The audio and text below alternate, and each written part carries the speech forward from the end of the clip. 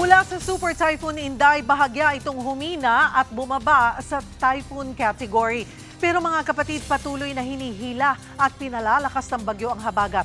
Para matulungan tayo maghanda sa lagay ng ating panahon, kasama natin ngayon ang ating weather frontliner, Alvin Pura. Alvin, okay. Ngayong nasa typhoon category na itong si bagyong Inday, ibig bang sabihin nito mas mahina na yung mga pag-ulang ating mararanasan or walang gaanong epekto yung paghina nito to typhoon category? Cheryl, yung paghina nito ay humihina lang yung kanyang center winds o yung kanyang maximum center winds. Pero yung pag-ulan kasi natin ay hindi directly associated dito sa Bagyong Inday. Epekto ito ng habagat o southwest monsoon. So marami pang factors na isasalang-alang natin, pero yung pag-ulan natin is magpapatuloy pa rin nating aasahan sa mga susunod na araw. Dito naman sa Luzon, nauna na yung mga pag-ulan natin sa Mindanao, umakyat yung axis ng habagat natin habang umakyat itong si Bagyong Inday at mula bukas hanggang sa mga susunod na araw, asahan na po natin na mas madadagdagan yung ating mga pagulan dito sa mainland Luzon. Katulad nung kaninang mga nailabas po natin na report, may mga lugar na rin daw sa Maguindanao na abot leeg yung tubig baha. So, pakita natin, nasaan na ba ang Bagyong Inday base sa ating monitor? Yes, itong Bagyong Inday ay huling namataan ng pag-asa sa layong 780 kilometers east ng Aparit, Cagayan. Ito ay offshore o nasa dagat pa at yung kanyang wind field ay unti-unti nang sumasabit dito sa Northern Luzon at extreme Northern Luzon. Kaninang umaga, maganda pang panahon dyan kahit meron tayong tropical cyclone wind signal dahil babala ngayon sa paparating na hangin. Pero ngayon, nagsisimula na nating maramdaman yung panglabas na kaulapan at wind field nito at magpapatuloy pa yan hanggang bukas. Yung ating lawak ng Bagyong Inday ay nasa around 1,700 kilometers. Kaya hindi man abutin yung kanyang gitna o yung kanyang pinakamalalakas na hangin malapit sa gitna, isasabit yan dito sa ating panglabas na kaulapan at wind field. So mararamdaman na natin yan bukas hanggang sa darating na Sabado. At sa Sabado, nandito na yan sa itaas ng ating area of responsibility at palabas na ng ating area of responsibility. Pero magpapatuloy yan, magpalakas ng ating habagat. Kaya magpapatuloy pa rin yung ating mga pagulan. At Cheryl, ito yung medyo nakakalito Minsan, or ito nangyayari nga na pag nakalabas na po yung ating bagyo, is mas madadagdagan pa yung ating mga pagulan dito sa Metro Manila. Dahil nga, indirect effect yun Ang habagat ang nagpapaulan sa atin, although nakalabas na yung ating bagyo, meron pa rin tayong inflow ng habagat papunta dun sa ating bagyo. Mababawasan yung pagulan natin sa Mindanao at Visayas. Pero dito sa Metro Manila, mas madadagdagan pa ngayong weekend. Puntahan ko muna yung mga tropical cyclone wind signals. May mga nakataas ba sa number 2 at number 1? Yes, Yarel, nadagdagan yung ating mga tropical cyclone wind signals, particularly dito sa itaas na bahagi ng ating bansa.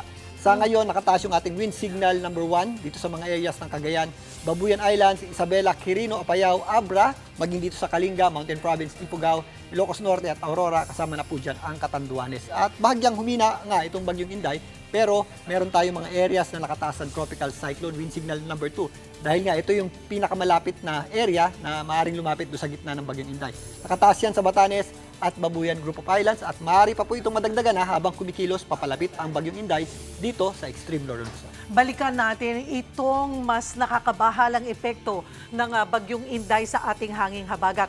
Marami tayong mga kababayan kasi din na mga netizens na nakikita na nagko-comment na sabi nyo may bagyo, sabi nyo may habagat pero tirik ang araw.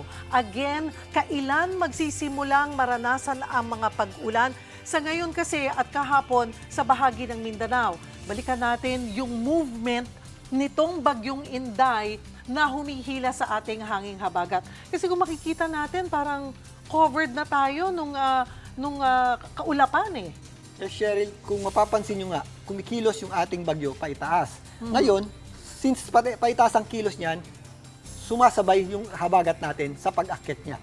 Nagsimula yan sa Mindanao, kaya may mga areas na tayo na nagbaha dyan. Nadagdagan naman yung ating mga pagulan dito sa Western Visayas. At ngayon nga, sa pwesto ni Mon at ng ating ibang reporter dito sa may Batangas, nagsisimula ng maramdaman yung mga hangin at pagulan dito sa area ng Batangas. Dahil umaakyat ang Bagyong Inday. Ngayon, bukas sa Metro Manila, mas magiging maulap na po yung ating panahon.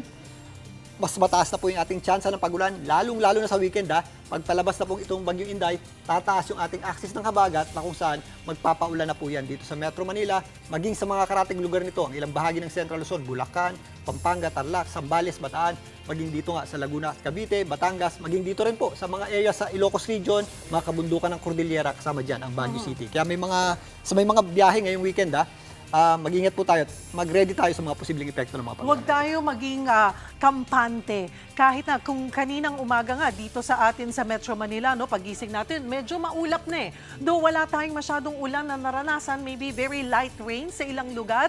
Pero again, nananatili ba na yung critical na tuloy-tuloy na pag-ulan, malalakas na ulan, ay kailan magsisimula itong dulot ng habagat dito sa atin sa western sections ng Luzon? Yes, gaya nga ng nabanggit ko, Cheryl, umaakyat yung ating axis ng habagat. So pag nandito na, So for tomorrow, sa Metro Manila, maulap yung panahon natin at meron na tayong any time of the day, pwede tayong makaranas ng mga pagulan. Maaring katamtaman, kuminsan malalakas po yan kapag meron tayong thunderstorms. Pero sa darating na Sabado, mas madadagdagan pa yung ating mga pagulan. Doon natin makikita yung tinatawag nating intermittent. O sabi nga ni Ka Ernie dati, manakanakang pagulan. At anumang araw, anumang oras yan sa maghapon. Magpapatuloy pa yan sa linggo kahit pakalabas na po itong bagyong Inday. So mostly yung ating mga pagulan dito sa Metro Manila, mas mararamdaman natin sa Sabado at Linggo. Pero bukas, meron na rin po tayong matataas na tsansa ng pagulan. Mahangin din tayo sa Metro Manila bukas dahil sa epekto ng habagat. Ganon din sa mga karatig lugar nito. okay, Alvin, yung Angat Dam nga ay kasalukuyang nasa below critical level. So ito bang bagyong Inday ay makakadagdag man lang ng level ng tubig sa Angat? Yes, tama ka dyan, Cheryl. Meron tayong may tutulong o may dadagdag sa level ng tubig sa Angat Dam. Pero sa ngayon, yung ating first few days ng mga pagulan dulot na itong ating habagat ay hindi pa naman sapat para mapunan agad yan. Pero Cheryl, kapag buwan ng July, mas marami na tayong inaasahang rainy days o yung mas madaming mga araw na may ulan tayo. Kaya for the past, in the next few days at few weeks, ari tayong makaasa na mas mapupunan pa yung mga tubig dito sa Angat Dam. Pero again, maghanda pa rin tayo dahil yung epekto ng El Nino, mas mararamdaman pa natin yan sa huling bahagi ng taon, Cheryl. Lalabas ng Philippine Area of Responsibility itong si Bagyong Inday by Saturday. Pero hindi ibig sabihin yan, wala nang epekto sa ating magiging panahon hanggang kailan magiging maulan.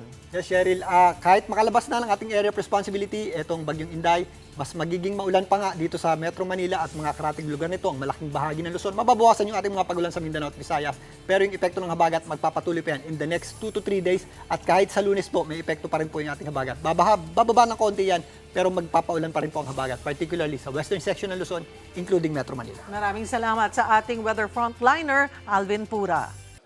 Mga kapatid, Cheryl Hosing po. Maging maalam at may pakialam sa mga napapanahong issue at headlines. Mag-follow at mag-subscribe na sa social media pages ng News 5.